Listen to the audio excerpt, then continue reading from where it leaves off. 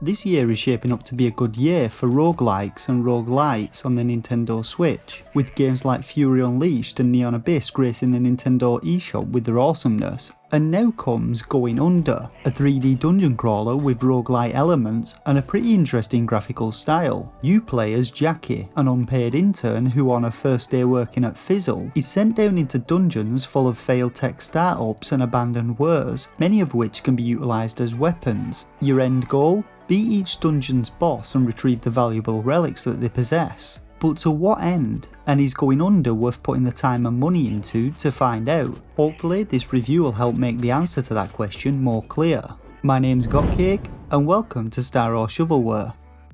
So as we begin the game we select a new game slot, and at any point we have the option to turn on the assist settings. Going Under can be quite challenging at times, so these settings can give you a helping hand by increasing your hearts and weapon durability or lowering enemy health. Diving into the game we first get an intro where we're taught about Cubicle, an e-commerce corporation who have funded a bunch of startups including Fizzle, a drinks company where you've just begun an internship. After a brief introduction, Marv, our grape-headed manager, then tasks us with killing a monster that has made its way up from the basement, and so we grab a nearby keyboard and stove the creature's head in with it. Following this successful slaughter, Marv is so pleased that he then tasks us with killing the rest of them, and sends us down a purple chute into Jaqueline, the game's first dungeon. In general, the game's storyline is pretty decent. It has some likeable characters, is amusing at times with its satirical humour, and had more depth than a lot of the other roguelikes that I've played. Now dungeons in the game are procedurally generated as we enter them and consist of 4 floors, 3 standard and 1 boss floor. From the theme of this first dungeon it would seem that Jaqueline LLC's venture was mainly office related, as we find keyboards, monitors, tables, chairs and potted plants amongst its wieldable items, and to equip an item we simply walk up to it and hit the X button. We can then attack with the Y button and we can hold up to 3 weapons in total and switch between them by hitting L or R. Now the game contains both melee and ranged weapons, and you're able to lock onto enemies by holding ZL, which makes aiming ranged weapons much easier. Whilst aiming like this we can switch targets with the right analog stick and throw the weapon we hold by hitting ZR.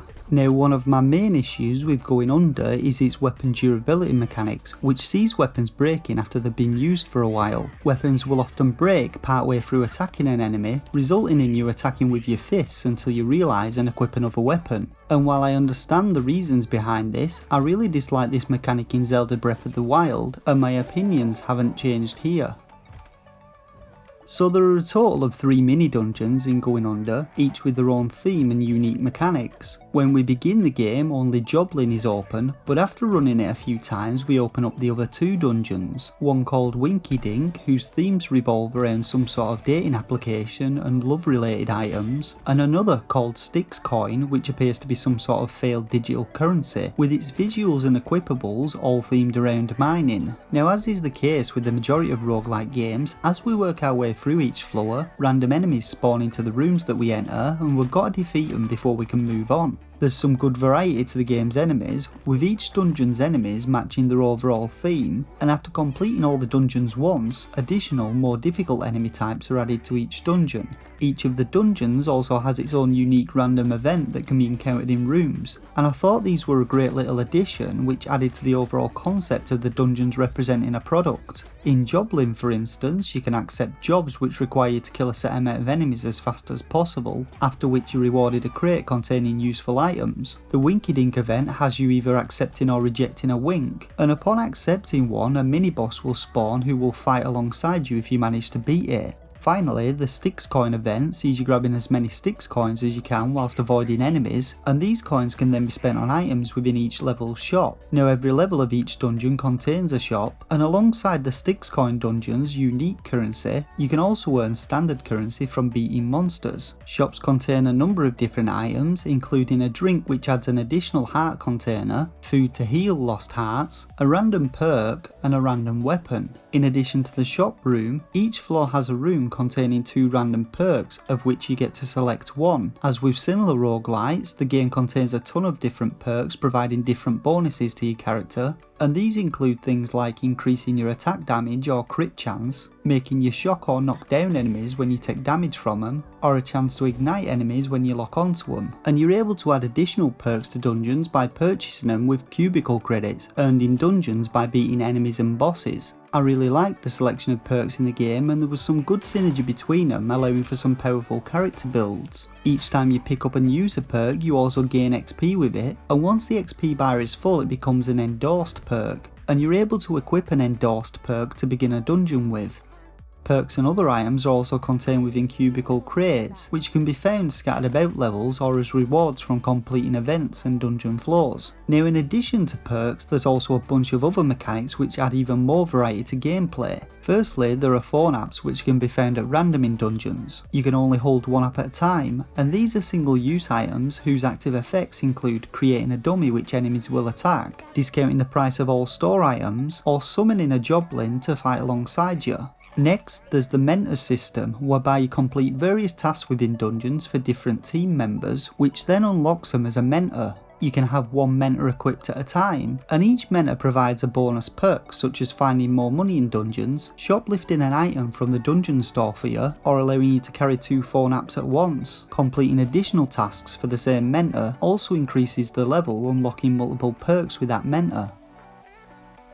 Another type of room that can be found in dungeons are ones containing the Haunt Tripreneur. These are sort of like devil deals in the Binding of Isaac, but instead of taking some of your health, they add negative effects for the next few battles. For instance, causing enemies that you defeat to explode, or money that you collect to cause a chill effect and slow your movement speed down. If you do decide to take his offer though, you're rewarded with a bunch of items, including perks, weapons and phone apps. And so Going Under's main gameplay loop sees you delving into these dungeons, finding weapons and building a set of perks as you make your way towards the dungeon's boss.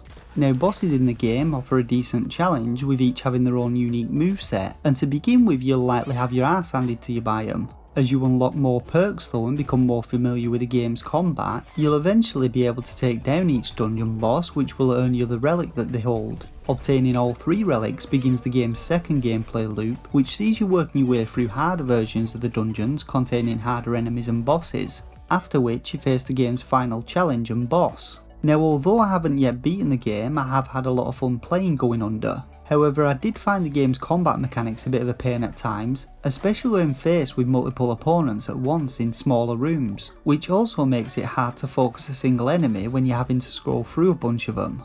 Whilst there's some great variety to the game's weapons, I often found myself sticking to just a small selection of them, due to the superior damage or durability, or just due to the fact that they had better attack animations making them more effective. I would have also liked to have seen more variety to the game's ranged weapons, and more range related perks which would have added more variety to character builds. Now, I really liked the game's vibrant visuals, and I thought the devs did a great job with theming the dungeons, and the use of a bright colour palette and cartoony aesthetic really gave the game a unique look, and was a really clever choice, as it meant that they didn't have to use high resolution detailed textures, so I never once experienced any frame rate issues whilst playing. Audio wise, sound effects were pretty standard sounding, which was fine, and the game's soundtrack was pretty quirky but also reasonably good, with each dungeon having its own music. So in all, I thought Going Under was a great addition to the Switch's growing list of enjoyable roguelites, and it's actually one of the only 3D roguelite games I've played, as all the good ones seem to be confined to 2 dimensions. So now we come to rating the game. Now, I rate games between 1 and 5 stars, with the shovelware stamp of approval reserved for only the worst of games. This rating is based on my own personal opinion of what a title has to offer in the quality and quantity of its gameplay, and whether I feel it offers value for money to potential buyers. And so for a rating I'd give Going Under 3 out of 5 stars. Going Under is a very fun game which has a ton of different mechanics which add a lot of variety to each run, and the assist options make the game much more accessible to those who usually struggle with this type of game. I would however say that I don't think it quite reaches the replay value of games like Binding of Isaac, and that might play a part in whether or not you choose to buy the game at its release price. You can get Going Under from the UK Switch eShop for £15.99, or from the US eShop for $19.99. Alternatively, the game's also going to be available on Xbox One, PlayStation 4 and Steam. And so that's it for this review of Going Under. Show your appreciation by hitting that like button if it helped you out, and let me know your thoughts and opinions on the game in the comments section below. Don't forget to subscribe to support the channel and be notified of future Switch reviews and content, and jump onto the Starseekers Discord server to join its growing community. For now though, I just want to thank you all once again for watching, and until next time, game on.